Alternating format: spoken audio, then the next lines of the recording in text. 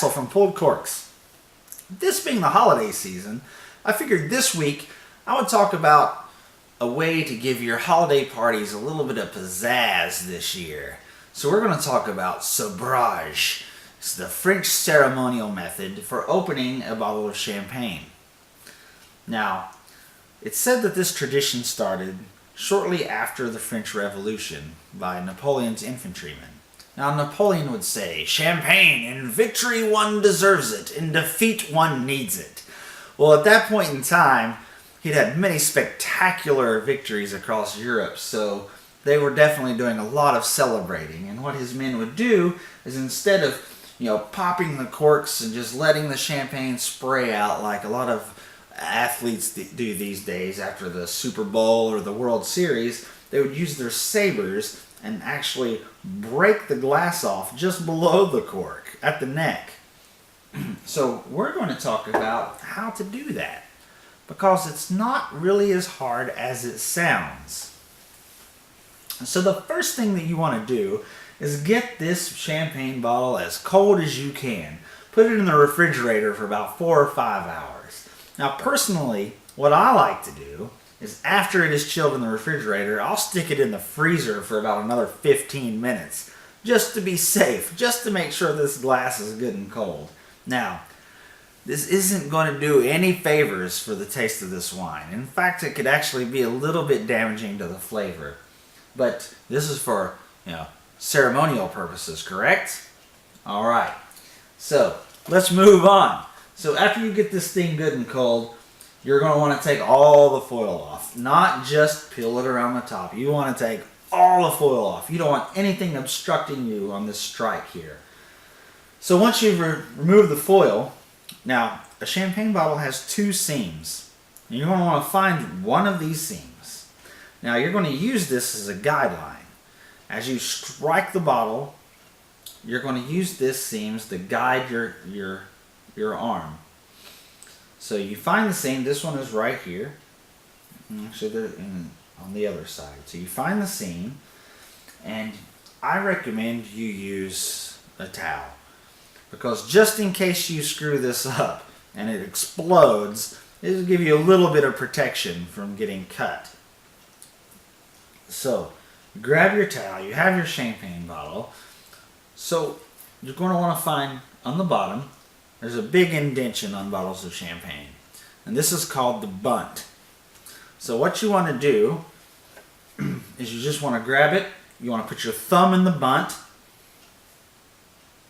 Now I'm pausing because I know you're probably laughing at me talking about putting your thumb in its bunt. So you're holding it with your thumb in the bunt, and you've got the seam, and you take, you don't need a saber.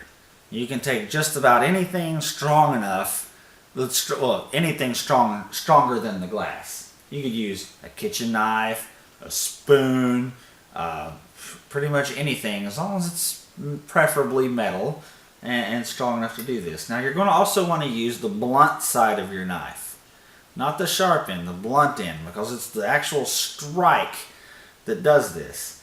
So you take it, and I'm not going to do it in here. I didn't actually move the cage yet. We're going to take this outside in a minute, but this is for demonstration. You're going to find that seam, and you're going to follow through. Like you're hitting a baseball, a golf ball, anything. You're not going to stop here. You're just going to follow through. And it doesn't take a lot of force, actually. You're just going to, just like that. Just a quick, even, smooth motion. And this should work. If you do it correctly and you go right down the seam, hopefully you'll get a very nice break like this. Completely clean break. Just below the lip. And it's always going to be at an angle usually. Always usually. That didn't make sense. But anyways, you're going to have this, it should be a clean break, hopefully. And you don't really have to worry about the glass coming back into the wine. There's a lot of pressure on here, which is what we're going to talk about next. We're going to talk about the physics of why this works. Now, the pressure inside this bottle is 90 psi, or 620 kilopascals. Also, you have 2 points here that are stress concentration points. Just below the lip is a stress concentration point. Also, both of these seams are stress concentration points.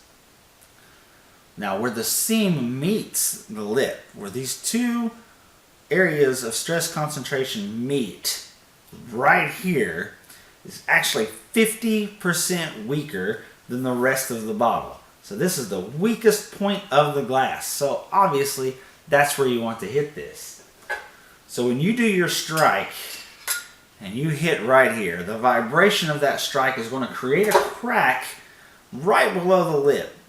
And the pressure inside the bottle is going to cause the rest of the glass to crack all the way around. And it's going to eject the cork, the lip. You're just going to have a ring of glass with a cork in it, hopefully, if you do it correctly. And it's really not that hard. And you guys can do it pretty easily. And we're going to head outside and do a little demonstration of this. So we'll see you soon. Well, now for the demonstration. So we have our bottle. It's very cold. We found the seam. We've removed all the foil and we've moved the cage to the front. So let's give this a go, shall we? But you know what? I may live on the German and French border, but I'm from West Virginia. So it's probably more appropriate if I use an axe. So, here we go. Oh, very nice. And that is sabrage. So, nice clean cut. I hope you enjoyed the video. Thank you for watching, and cheers.